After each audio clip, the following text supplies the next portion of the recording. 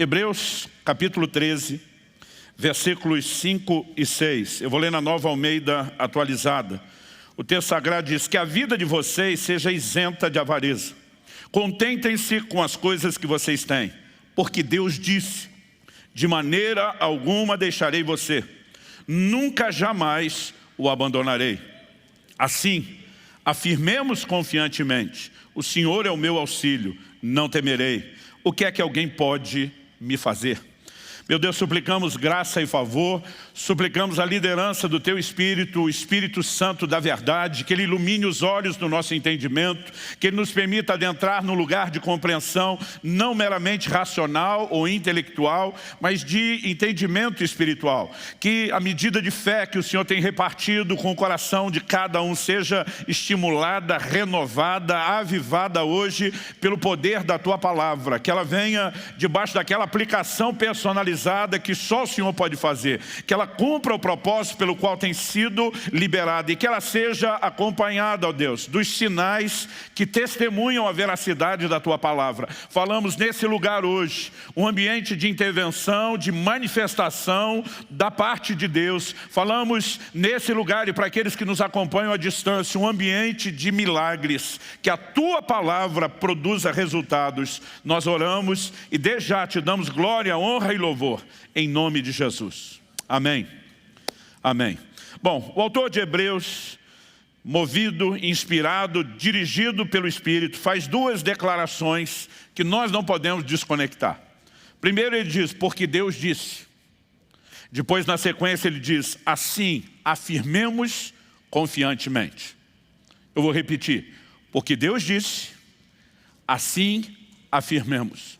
Basicamente, a lógica por trás dessa declaração é que a minha e a sua fala, ela precisa estar alinhada com a fala de Deus. Há uma reação esperada por parte daqueles que creem em Deus, que eles possam aprender a falar de acordo com aquilo que Deus tem falado. Então, quando o escritor de Hebreus diz, porque Deus disse, ele está fazendo uma provável citação ou de Deuteronômio 31, de 6 a 8, ou de Josué capítulo 1, verso 5, ou até mesmo um misto de ambos. O que é que nós lemos nesses versículos? Em Deuteronômio 31, de 6 a 8, Moisés, da parte de Deus, diz para aquela geração que havia saído do Egito, estava caminhando em direção à terra prometida e agora viveria a fase, era praticamente uma segunda geração que sob a liderança de Josué iria entrar na terra prometida. Ele diz, sejam fortes e corajosos, não tenham medo, nem fiquem apavorados diante deles, está falando dos cananeus, porque o Senhor seu Deus é quem vai com vocês, Ele não os deixará, nem os abandonará. Vou repetir, Ele não os deixará, nem os abandonará. Moisés chamou Josué e lhe disse na presença de todo Israel, seja forte e corajoso, porque com este povo você entrará na terra que o Senhor, sob juramento, prometeu dar a seus pais, e você os fará herdá-la. O Senhor é quem irá à sua frente, agora ele está falando com o líder, Ele estará com você, não o deixará, nem o abandonará. Vou repetir, Ele estará com você, não o deixará, nem o abandonará. Não tenha medo, nem fique assustado. Depois que Moisés morre, o próprio Deus lembra Josué e diz no capítulo 1, no verso 5, ninguém poderá resistir a você todos os dias da sua vida. Assim como estive com Moisés, estarei com você. Não o deixarei, nem o abandonarei. O autor de Hebreus diz, porque ele disse, ele faz menção das Escrituras, declarações feitas pelo próprio Deus. No entanto, o autor de Hebreus nos mostra que essa declaração não era exclusividade da geração de israelitas que iriam entrar na terra prometida. Não era exclusividade de Josué. Que o que Deus falou para eles é a sua intenção para com todos nós. Então Ele está dizendo e aplicando para nós. Porque Deus disse, de maneira alguma deixarei você, nunca, jamais o abandonarei. Ele está citando as Escrituras. Ele diz, assim afirmamos confiantemente. E agora o assim afirmemos, ele cita de novo outra porção das Escrituras, que é o Salmo 118, 6. O Senhor está comigo, não temerei. O que é que alguém pode me fazer? Ou como diz as versões mais clássicas, o que me poderá fazer o homem? Então ele diz, de acordo com o que Deus diz, nós vamos dizer em linha. E aqui, ele cita uma porção das Escrituras. E agora, na hora de falar da nossa declaração, ele cita outra, né? Assim afirmemos confiantemente, o Senhor é meu auxílio, não temerei. O que é que alguém pode me fazer? A verdade é que nossa fala deve estar alinhada com a fala divina. O tema da minha mensagem hoje é declarando a palavra. Um princípio de fé importantíssimo, fundamental. E eu gostaria de expor isso baseado em 3 fundamentos ou alicerces bem distintos. O primeiro deles eu quero te mostrar pelas Escrituras que a fé tem uma confissão. Depois, em segundo lugar, eu quero te mostrar que aquilo que falamos exterioriza a fé. E em terceiro e último lugar, que a fé falada materializa as realidades espirituais. Então, eu quero também chamar a sua atenção, enquanto começamos, que o reconhecimento de que a verdade nas nossas vidas não é necessariamente determinada pelas circunstâncias, mas pela palavra de Deus, é fundamental na vida dos que creem, dos que querem andar e caminhar com Deus. Então, vamos lá. Eu gostaria que, em primeiro lugar, só para efeito didático, não tem nada espiritual nisso, você repetisse comigo o primeiro princípio. Diga, a fé tem uma confissão. Agora, aquele segundo momento que você estava esperando, eu pedi para repetir com mais gosto e vontade. Vamos lá. A fé tem uma confissão. O Senhor Jesus fez a seguinte declaração. No Evangelho de Marcos, no capítulo 11, no verso 23, ele nos ensina um princípio bíblico, uma lei espiritual, de se declarar com a boca aquilo que o coração crê. E diz, porque em verdade lhes digo que, se alguém disser a esse monte, levante-se, jogue-se no mar, e não duvidar no seu coração, mas crê que se fará o que diz, assim será com ele. Não duvidar no coração, mas crê que se fará o que diz. A Bíblia fala de fé ou dúvida, operando no coração, mas sempre sendo externados por meio da boca. O apóstolo Paulo também escreve aos Romanos. E escrevendo aos Romanos, ele faz inclusive uma citação de Deuteronômio. Romanos capítulo 10, de 8 a 10. Porém, o que se diz? A palavra está perto de você, na sua boca e no seu coração. Essa é a citação do Antigo Testamento, das Escrituras. Então ele diz, isto é, a palavra da fé que pregamos. Se com a boca você confessar Jesus como Senhor, e em seu coração crer que Deus o ressuscitou dentre os mortos, você será salvo. Porque com o coração se crê para a justiça, e com a boca se confessa para a salvação. Com o coração se crê, com a boca se confessa. A fé que está internalizada no coração precisa ser externalizada por meio da nossa declaração, por meio da nossa confissão. E nós precisamos entender, isso é princípio bíblico. Escrevendo aos Coríntios, o apóstolo Paulo nos mostra que a definição do que ele chama de espírito da fé é crer e falar. Segundo aos Coríntios, capítulo 4, verso 13, diz, tendo, porém, o mesmo espírito de fé, como está escrito. Novamente, citação das Escrituras. Eu criei, por isso falei. E ao fazer essa citação do Antigo Testamento, ele faz a aplicação. Também nós cremos, por isso também falamos. Eu vou pedir a gentileza, mais uma vez, de você repetir comigo. Diga, nós cremos, por isso também falamos.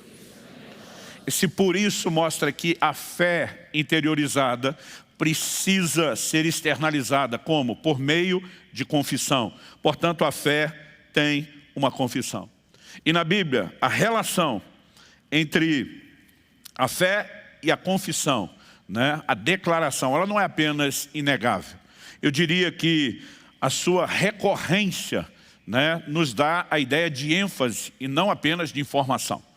É um grande volume de declarações bíblicas nesse sentido. Por quê? Porque de alguma forma Deus está chamando a nossa atenção para a sua importância. Fé e confissão caminham juntos, caminham de mãos dadas. E nós precisamos entender que quando o escritor de Hebreus está dizendo, porque Deus disse, nós afirmamos, ele está dizendo que há uma forma de se relacionar com a palavra de Deus, que é crer no que Deus declarou no coração, mas também aprender a falar, aprender a declarar, aprender a verbalizar aquilo que o nosso coração crê.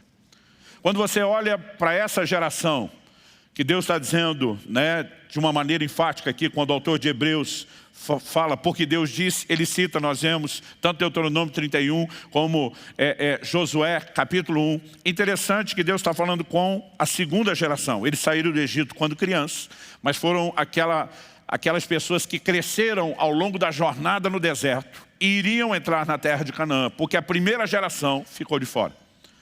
Quando eles saem e, num período curto de dias, chegam no limiar da terra, a Bíblia diz que eles tiveram um posicionamento de medo dos inimigos da terra, não conseguiram confiar nas promessas de Deus. Basicamente, essa é a resenha. Hebreus capítulo 3, verso 19, falando dessa primeira geração, diz, vemos que não puderam entrar, está falando de entrar na terra prometida, vemos que não puderam entrar por causa da incredulidade. O que os deixou do lado de fora daquilo que Deus tinha, foi justamente incredulidade, falta de fé. Que nenhum de nós se engane. A declaração feita no livro de Abacuque, repetida por 3 vezes no Novo Testamento, é: o justo viverá da sua fé. Tudo aquilo que eu e você vamos experimentar em Deus depende da nossa fé. Aliás, Hebreus 11:6 diz, ora, aquele que se aproxima de Deus deve crer que Ele existe e que Ele é galardoador de todos aqueles que o buscam. Mas nessa mesma declaração ele diz, porque sem fé é impossível agradar a Deus. E Tiago, no capítulo 1, nós também lemos a partir do verso 5, né? Se algum de vós tem falta de sabedoria, peça a Deus. Ele diz, peça porém com fé, não duvidando. E diz, porque o que duvida é semelhante à onda do mar, que é levada e agitada pelo vento. Ele termina dizendo, não pense tal homem que receberá do Senhor coisa alguma. Ou seja, onde não há fé, não se recebe de Deus. A fé é essencial, não apenas para a salvação, mas para tudo aquilo que acompanha, para todo o relacionamento com Deus. Tudo aquilo que eu e você vamos experimentar depende da fé. Não apenas o nosso destino eterno, quando falamos da plenitude da salvação, mas no Evangelho de João nós também lemos, essa é a vitória que vence o mundo, a nossa fé. Toda e qualquer oposição, adversidade vão requerer de mim e de você um posicionamento de fé. Por isso é tão importante e necessário que eu e você entendamos a natureza da fé, saibamos como operar em fé. Segundo lugar, eu gostaria de destacar que o que falamos exterioriza a nossa fé. Você pode repetir isso comigo? Diga, o que falamos exterioriza a nossa fé. Agora aquela segunda vez empolgada que você só estava esperando eu pedir. O que falamos exterioriza a nossa fé. Então vamos lá. Em Mateus, no capítulo 12, no verso 34, nosso Senhor diz que a boca fala do que o coração está cheio. Ele diz, raça de víboras, como vocês podem falar coisas boas sendo maus? Está dizendo que a natureza do que nós falamos, transbordamos pelos lábios, tem a ver com aquilo que nós somos, com aquilo que carregamos do lado de dentro. Então ele conclui, porque a boca fala do que o coração está cheio. Eu gosto de dizer que normalmente a confissão revela a fé, ou a falta dela, mas não necessariamente a cria. Quando nós falamos de confissão, eu acho que algumas verdades precisam ser melhor entendidas. Porque as pessoas confundem confissão de fé com confissão positiva. Pastor, qual é a diferença? A diferença é que se você confessa a fé que você tem, não são meramente as suas palavras que mudam realidades. São suas palavras carregadas de fé. E você não crê porque você quer. Você só pode crer em cima daquilo que Deus falou. Porque Romanos capítulo 10, verso 17, diz que a fé vem por ouvir e ouvir a palavra de Deus. Outro dia uma pessoa falou para mim, né, se tudo é possível que creio, eu creio que eu posso voar, eu consigo? Falei, não, a menos que Deus te diga. Como não há uma promessa bíblica falando para você voar, você vai precisar de uma palavra específica. Se Ele te der, faz que nem Filipe, que Atos capítulo 8 nos mostra, foi um dos primeiros a voar de Jesus Airlines. A Bíblia diz que o Espírito do Senhor arrebatou a Filipe e se achou em outra cidade. Eu não sei como foi a parada. Com certeza foi um negócio doido. Não sei nem como ele aterrissou lá, se com o cabelo para trás do vento, se foi teletransportado. Mas, a menos que você tenha uma palavra de Deus, você não decide acreditar. A fé ela é inspirada e provocada pelo que Deus fala. Portanto, quando estamos falando de declarar a palavra, aquilo que Deus falou e encher o nosso coração de fé passa a ser verbalizado. Isso é diferente do que até ímpios falam sob mera confissão positiva. Pode ficar sentado no sofá da sua sala o resto da vida dizendo eu sou rico, eu sou rico, eu sou rico. e provavelmente você não vai ver muita diferença. Porque a confissão positiva, ela tem mais o poder de te iludir do que mudar a circunstância. A confissão positiva é parecido com uma ilustração que eu vi uma vez alguém dar e eu achei muito, tanto engraçada quanto, né, esclarecedora. Ele diz, confissão positiva é a mesma coisa que você botar um Ray-Ban verde numa vaca lá no sertão do árido, não é nem do semiárido, do Nordeste. Quando você botar aquela lente verde, ela vai olhar para o capim seco e vai enxergá-lo verde. Mas a hora que botar a boca lá, continua seco.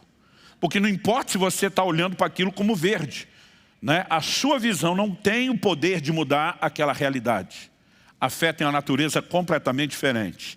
Ela não precisa daquele Ray-Ban.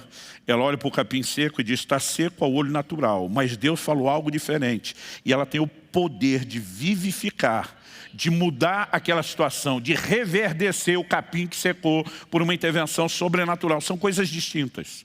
Então nós precisamos entender isso, né? O que falamos normalmente exterioriza a nossa fé. Não é o que você fala que determina o que você vai crer. Por que é importante a gente ver isso? Porque a Bíblia apresenta uma ordem. Eu citei agora há pouco, 2 Coríntios 4,13. A Bíblia diz, nós cremos, por isso falamos. Então qual é a ordem? Primeiro se crê, depois se fala. Mas de vez em quando alguém ouve um tipo de ensino como esse, sobre a importância de declarar a palavra, e ele começa a tentar declarar, para ver se ele consegue crer depois. Outro dia eu vi alguém, tentei praticar esse negócio. Eu falei, não é tentar praticar. Em primeiro lugar, é um princípio, né? Se você crê, não importa se alguém te ensinou ou não, você vai falar. Se no seu coração a fé estiver acesa, cheia da palavra de Deus, ninguém vai te parar. Agora, se por um lado a Bíblia diz que a fé vem por ouvir, eu quero que você saiba que a dúvida também vem por ouvir. A fé vem por ouvir a coisa certa, a palavra de Deus. A dúvida vem por ouvir a coisa errada. Quando Moisés envia aqueles 12 espias para a terra de Canaã, 10 dos 12 voltam com um relato ruim. A Bíblia diz que eles infamaram a terra. Mas pastores disseram, a terra é boa. Não só boa, eles disseram, verdadeiramente ela mana leite e mel. Mas eles começaram a dizer, mas tem gigante. A terra está ocupada, não está lá dando sopa. Está cheio de inimigos, não são inimigos quaisquer, são gigantes. Não são apenas gigantes, habitam em cidades fortificadas. E as cidades fortificadas estão no alto dos montes. O livro de Números diz que eles fizeram derreter o coração do povo. Porque o povo escolheu dar ouvidos ao relato da circunstância, em vez de dar ouvidos à palavra de Deus. Agora tem dois, não só no meio dos 12, mas no meio daquela geração inteira. Foram os únicos que entraram na terra prometida, Josué e Caleb. O posicionamento deles é completamente diferente. Eles começam a se posicionar, e daí que a terra tem gigantes. Eles dizem diante do povo, ausentou-se deles a sua segurança, o Senhor é conosco, nós não vamos temê-los, nós vamos consumi-los como pão. Por que eles estão se posicionando dessa forma? Porque desde que Deus prometeu, o coração creu, e agora estão falando. Enquanto o povo está com medo dos gigantes, porque estão olhando para as circunstâncias, estão valorizando o discurso de outros, esses dois disseram, nós ficamos com o que Deus falou. Ele é fiel, Ele é verdadeiro, Ele não pode mentir, Ele não nega a si mesmo, Ele vela sobre a sua palavra para fazê-la cumprir. A fé se apoia no caráter de Deus. Esses dois disseram, se Ele resolveu falar, se Ele prometeu com juramento, se Ele falou, está falado. E eles se agarram tão somente à palavra e começam a declarar isso. Enquanto Hebreus 13:19 vai dizer que o resto não entrou por causa da incredulidade, presume-se que os únicos dois da geração que entraram porque tiveram fé. E essa fé foi externada, essa fé foi manifestada por meio daquilo que eles falaram. Quando a Bíblia diz, eu criei, por isso falei, eu acredito que nós precisamos ter cuidado. Eu aprendi desde a minha adolescência, as pessoas diziam, cuidado com o que você fala. Palavras são sementes. Eu gosto que as pessoas não fiquem falando o que você não quer viver. Mas alguns às vezes estão numa neura que você não pode nem brincar. Está quebrado, está amarrado essas palavras, cancelo agora. Eu olho para uns crentes, tem aquele segmento de uma religião chamada xiita e tem o crente que é o chato. Assim, você não pode nem se divertir. Aí outro dia falou, está cancelado essas palavras. Eu falei, meu amigo, a Bíblia diz que é quando o coração crê e a boca fala o que crê, que isso tem o poder de provocar mudança. Agora, se você não crê no que fala, seja brincando ou tentando fingir que crê, não vai funcionar. Não é a palavra pela palavra, é o transbordar da fé. Agora deixa eu dizer uma coisa, A dúvida no que Deus falou, normalmente, é a fé contra o que Deus falou. Então, até quando a dúvida em relação à promessa de Deus é verbalizada, na verdade, você está expressando a convicção do contrário do que Deus falou. Mas quando verbalizamos o que cremos, isso tem uma química diferenciada e pode ser, com certeza, algo benéfico ou não. Agora, a única coisa que pode determinar o que é que eu e você cremos não é o que nós inventamos, é o que Deus diz. Ou nós nos movemos em cima da palavra escrita, né, que é o meio pelo qual julgamos todos os demais, ou Deus pode dar uma palavra específica sobre um detalhe, não necessariamente coberto na sua vida de forma personalizada pelas Escrituras, embora nunca contra elas, e aquilo pode gerar fé no seu coração. A Bíblia diz que uma palavra personalizada para Abraão fez com que o pai da fé cresce, né? E a Bíblia diz que isso lhe foi imputado como justiça. Então, eu e você precisamos aprender a valorizar a palavra de Deus. A razão pela qual o crente precisa de um envolvimento profundo com a Bíblia, gente, não é por mera questão de ter informação. Não é apenas para definir, né, de uma forma geral a doutrina, o credo. A palavra de Deus é alimento para a nossa fé. Quando Jesus diz, nem só de pão viverá o homem, mas de toda a palavra que procede da boca de Deus, ele mostra que a palavra é alimento espiritual. Mas em 1 Timóteo 4,6, Paulo diz ao seu discípulo, você será nutrido, alimentado pelas palavras de fé. Então, ela alimenta, de uma forma geral, o espírito, mas de uma maneira muito específica, a fé. Agora, se eu e você, Jesus falou que a boca fala do que está cheio o coração, se eu e você não enchemos o coração com a palavra, lendo, meditando, refletindo, estudando, a boca vai ter alguma confissão depois espontânea? Não. Você pode talvez fazer uma lista, copiar a fé dos outros, tentar falar feito um papagaio e depois vai dizer, não funcionou. Porque suas palavras não são mágicas. Mas se houver fé inspirada pela palavra de Deus e a fé na palavra for verbalizada, então você vai atrair uma realidade que Deus cria, não que as suas palavras criam. Dá para entender a diferença? Agora, o que falamos, de fato, exterioriza a nossa fé. Terceiro e último lugar, a fé falada materializa as realidades espirituais. Eu quero que você vá comigo para o Evangelho de Marcos, no capítulo 11. Evangelho de Marcos, capítulo 11. Eu quero que você leia comigo do versículo 12 ao 14. O texto diz assim, no dia seguinte, quando saíram de Betânia, Jesus teve fome. E vendo de longe uma figueira com folhas, foi ver se nela acharia alguma coisa. Aproximando-se dela, nada achou, a não ser folhas, porque não era tempo de figos. Então Jesus disse à figueira, não a Deus, Jesus disse à figueira, nunca mais alguém coma dos seus frutos. E os discípulos de Jesus ouviram isso. Agora pula comigo para o verso 20. Passando eles pela manhã, viram que a figueira estava seca desde a raiz. Então Pedro, lembrando-se do que foi dito o dia anterior, falou, mestre, eis que a figueira que o Senhor amaldiçoou ficou seca. Está impressionado. O Senhor falou, e aquilo que o Senhor falou aconteceu. É diante desse cenário que Jesus responde, verso 22. Ao que Jesus lhes disse, tenham fé em Deus. Por quê? Eu quero lembrar você que porque é uma conjunção, a palavra de ligação, entre o raciocínio que está sendo criado e a conclusão a que se chega. Porque em verdade lhes digo que se alguém disser a esse monte, levante-se, jogue-se no mar e não duvidar no coração, mas crê que se fará o que diz, assim será com ele. Jesus está dizendo da mesma forma como vocês me viram falar, e aquilo que eu declarei se materializou, vocês podem viver nesse lugar. Interessante que Jesus diz assim, se alguém, outras traduções diz qualquer, aqui não diz que você tem que ter pelo menos 10 anos de crente. A Bíblia diz qualquer. Outro dia alguém falou, pastor, qualquer pode ser até um não crente. Falei, mas você está falando de fé, você está falando do não crente, fica meio confuso. E talvez ele não tenha uma experiência profunda de conversão, ainda não chegou a vivenciar o novo nascimento, mas tem que ter algum nível de fé, tem que ter ali. Mas ele diz claramente, se alguém disser e não duvidar, mas crer que o que diz vai acontecer, assim será com ele. Sabe, eu sei que nós podemos ir a extremos. E ao longo de décadas, eu tenho visto o ensino da fé produzir resultados positivos e negativos, porque as pessoas podem ensinar de forma equivocada e outros podem entender de acordo com o que querem. Mas não importa se por uma razão ou por outra, eu já vi muitos extremos em relação à fé. Mas eu não posso negar a você que eu tinha 15 anos de idade, quando pela primeira vez eu vi alguém falando sobre Marcos 11, 23, sobre falar e crer. Eu lembro que na simplicidade dos meus 15 anos, na época eu decidi começar a treinar diante do que estava, né, na minha frente, na primeira oportunidade. Eu não tinha nenhum monte para transportar. Quando Jesus fala sobre dar ordem ao monte, movê-lo, eu não creio que ele necessariamente está dizendo para eu e você ficarmos brincando de mudar a topografia terrestre.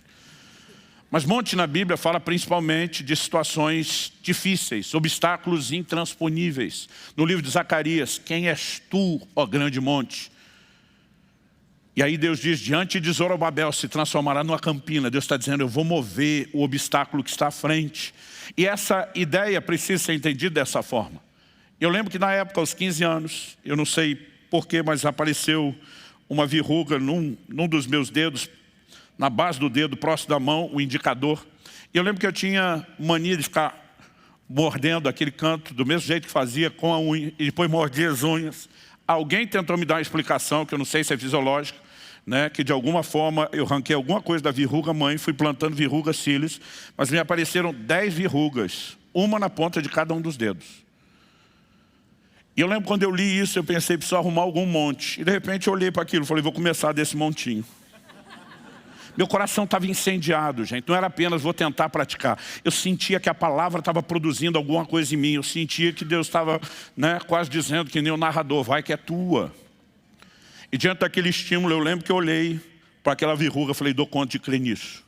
E eu lembro que eu falei, eu te amaldiçoo como Jesus fez com a figueira. Eu te ordeno secar. Eu te mando, e aí eu pensei, para que mar? Pode escolher o mar, mas vai sair daqui. Eu dei a palavra de ordem com toda a convicção do meu coração.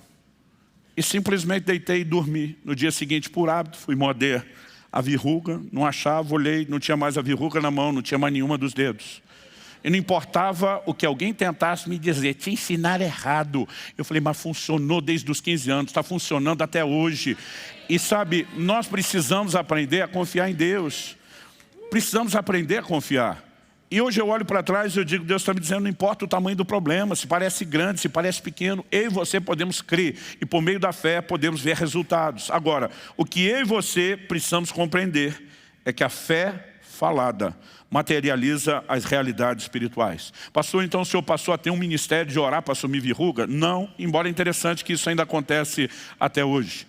Mas Deus de alguma forma estava provocando minha fé, dizendo, eu quero que você treine, eu quero que você exercite a sua fé, eu quero que você aprenda a confiar em mim.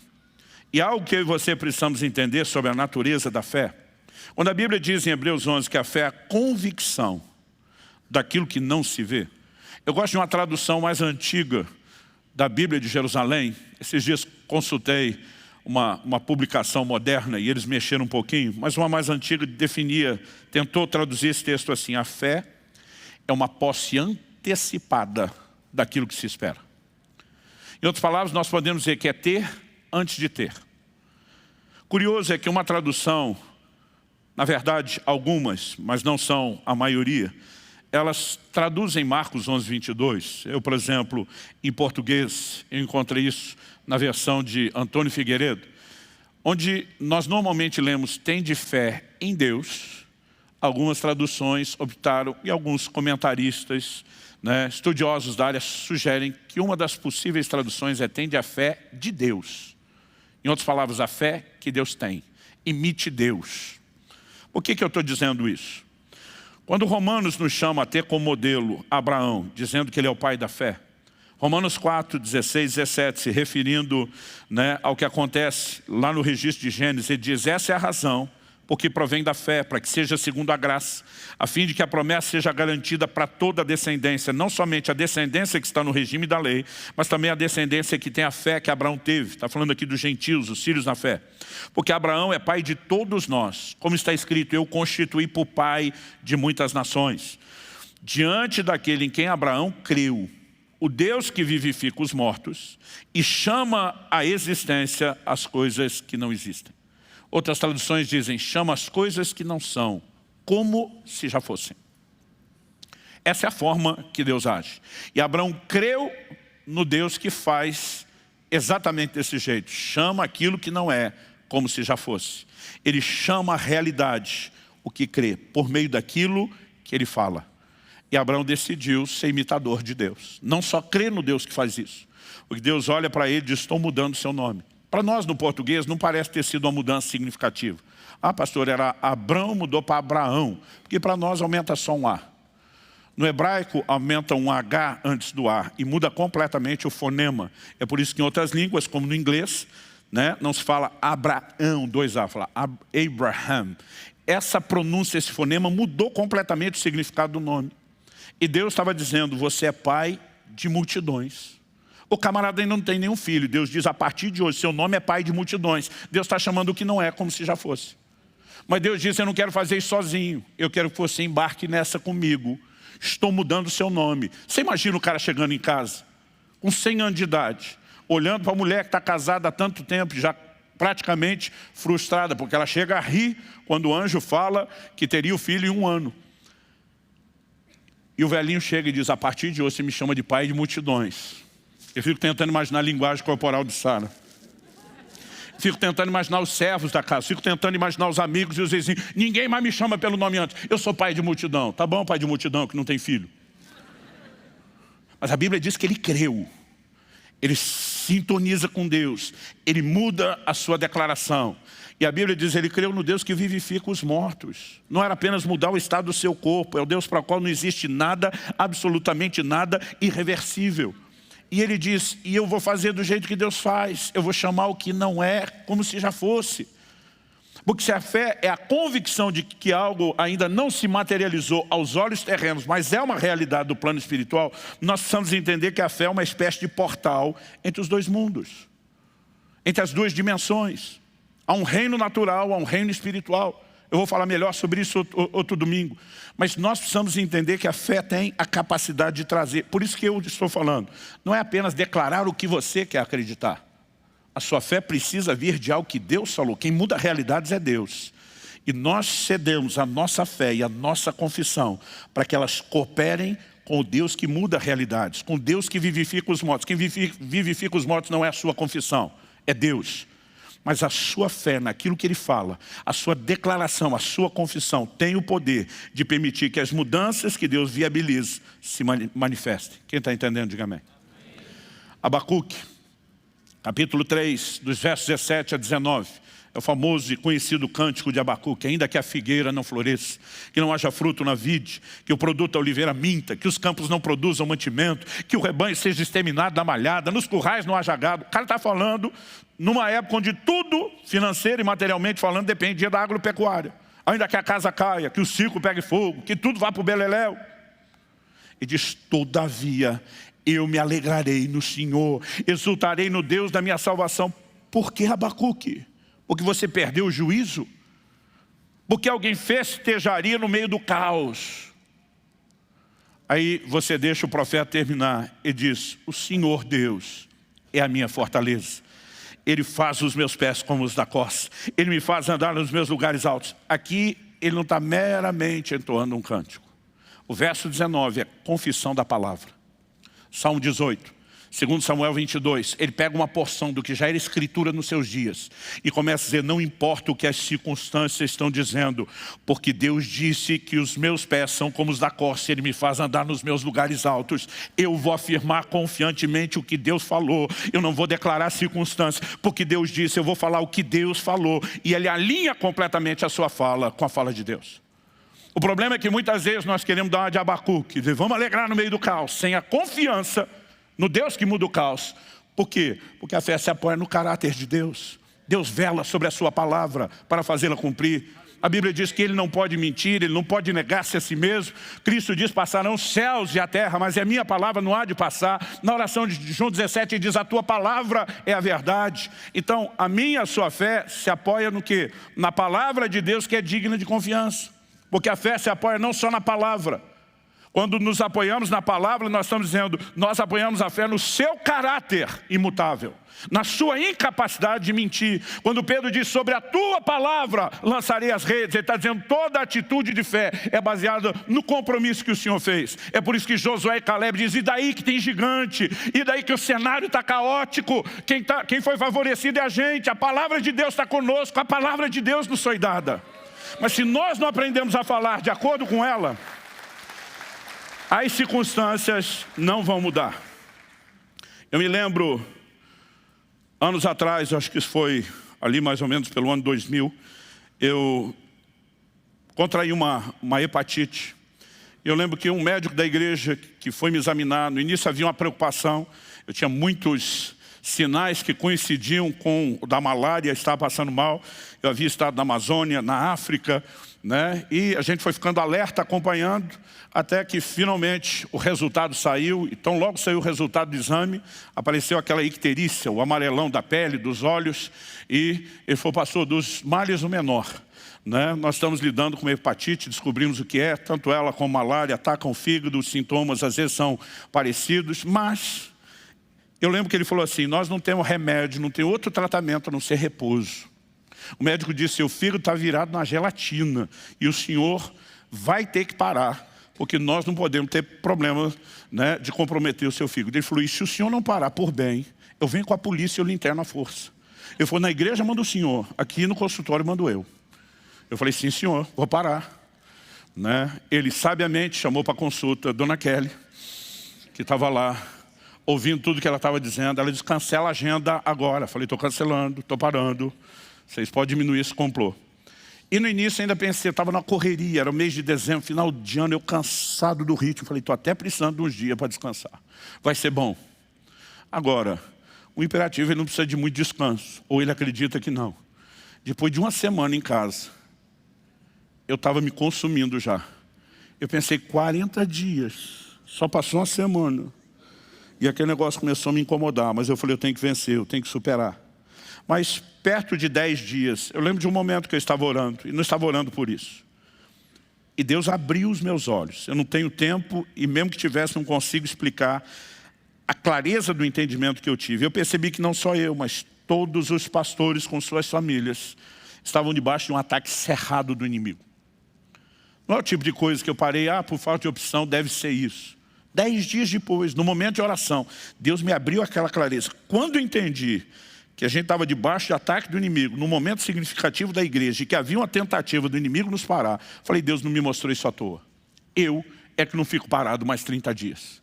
E naquele momento, o que Deus falou, ainda que de forma personalizada, provocou no meu coração fé. Mas no início, eu comecei tentando imitar a fé que eu manifestei em outros momentos. Eu comecei tentando imitar outros. Falei, não tem outro remédio, é declarar a palavra de Deus. Passei 2 dias inteiros confessando todos os versículos de cura e de saúde que eu encontrava na Bíblia.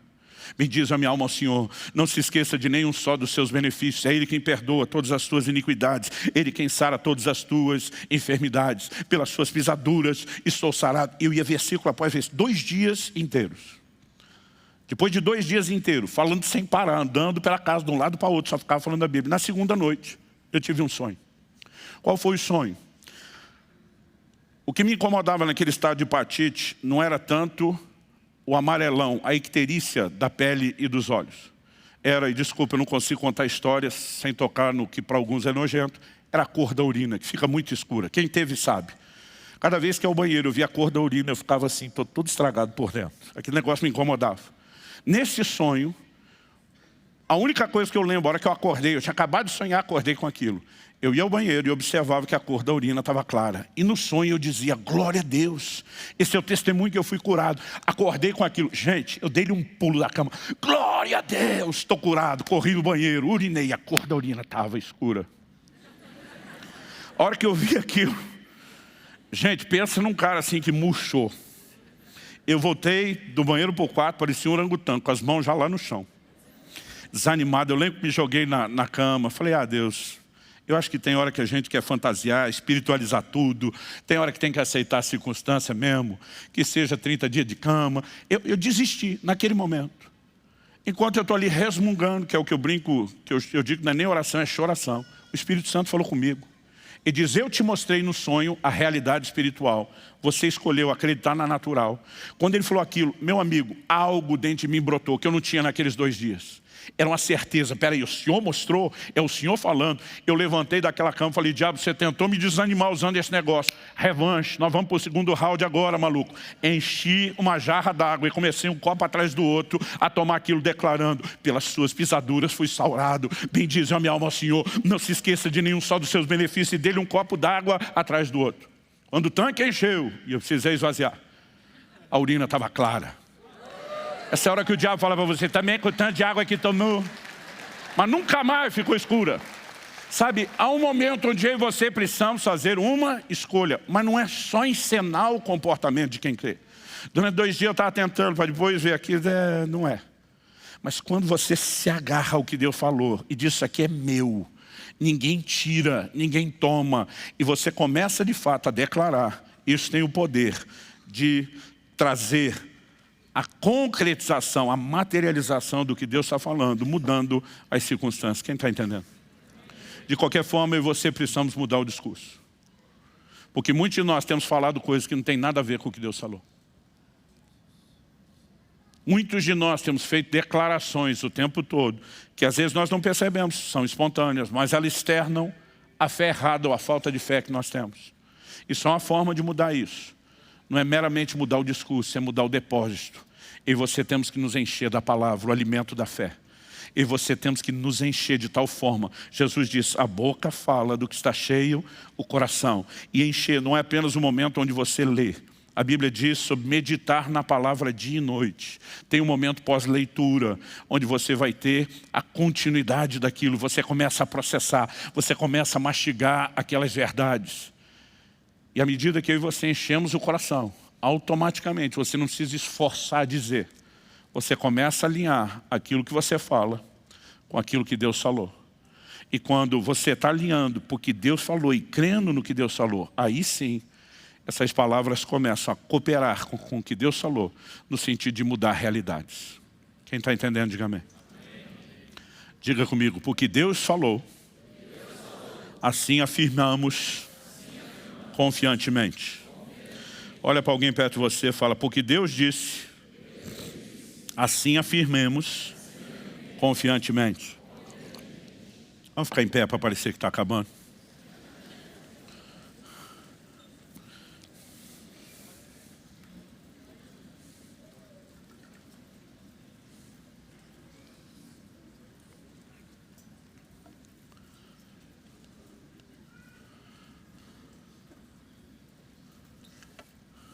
Já são quase 3 décadas e meia decidindo andar por fé.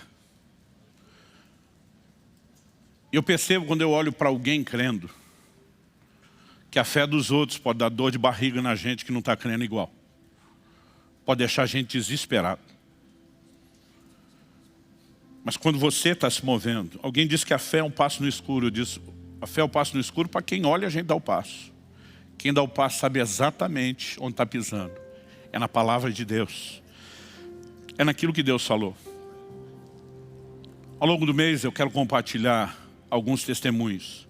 Mas é precioso olhar ao longo de anos e ver tanta intervenção de Deus. Mas a verdade é que Deus não tem filhos prediletos. Eu não aceito a ideia de Deus ter filho predileto. A menos seja eu, aí eu posso abrir uma exceção. Senão, não. Gente, eu sou de uma época onde a Coca-Cola de 1 litro era chamada família, porque era para a família inteira. Nosso caso era para uma família de 5. E era só para o domingo, que não tinha dinheiro para tomar esse negócio todo dia. É por isso que naquela época a gente não sabia que fazia mal, tomava pouco. E eu lembro que minha mãe tinha que colocar os copos de nós, os filhos, e preenchê-los um do lado do outro. E a gente ficava regulando milimetricamente. Ali, tem uma gotinha mais ali, quero aqui também. Sabe, eu não sei se foi o treino, mas até hoje, se eu ver Deus enchendo seu copo, eu vou falar para ele, tem o mesmo direito. Sabe, cada vez que eu vejo alguém que entrou mais fundo em Deus, que foi mais longe, isso me inspira. Porque eu digo, se ele pode, eu também posso. Se ele tem direito, eu também tenho. Eu lembro que esse médico me atendeu no caso da hepatite. O interessante é que Depois daquela ida ao banheiro, a icterícia, o amarelão da pele sumiu, dos olhos sumiu. No dia seguinte, eu apalpando, já não sentia o inchaço da região do fígado. Eu fui lá para o consultório. E quando ele me viu, ele primeiro olhou: o que você está fazendo aqui? Você está em casa. Eu falei: doutor, o senhor me disse para ficar em casa, a menos que eu aparecesse com uma daquelas histórias que eu conto no púlpito. Ele olhou para mim e falou: não. Eu falei: sim. Não. Eu falei: sim, vim para o senhor examinar. Eu lembro que ele me examinava, apalpava, olhava o olho, a pele. Aí eu contei a história e ele dizia: pastor, conosco os meros mortais isso não acontece. Eu falei: esse é o seu problema. Achar que você não tem direito, achar que você não tem acesso.